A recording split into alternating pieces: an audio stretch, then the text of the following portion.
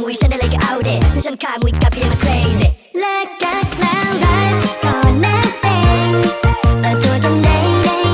บิวเลยไหมแต่เธอต้องยอมรับว่าเธอชอบฉัน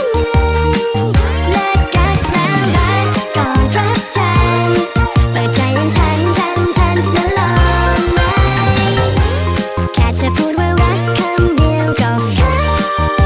ใจโอ้ยเฟกนิวเดทเธอนั่นแหละเขาจะดีอิจฉาเพลงแล้วก็มีความรักไม่เอาไม่แค่ติดทำแค่เนี้ยไม่ได้ชัดอย่ามาทักกันเดทเธอละกักคิดจะพักลองบอกรักกันเซ่กักกันมาก็เลยมาวัดกันเลยยิ่งรู้ว่ารักยิ่งกักกันเข้าไปก็เธอคิดยากอย่าเม็ดเยอะพูดมาดีว่าเรามันเข้ากันมากเนี่ยไม่ได้งอกูรอไปงานเองที่คอยแชร์เพลงแต่งเพลย์ลิสต์ไม่ได้คิดอะไรชื่อไปในทุกสตอรี่แค่อยากให้เธอรู้ว่าฉันไม่แฮปปี้อยากจะฆ่ามุยฉันได้เลยก็เอาเด็ดถ้าฉันฆ่า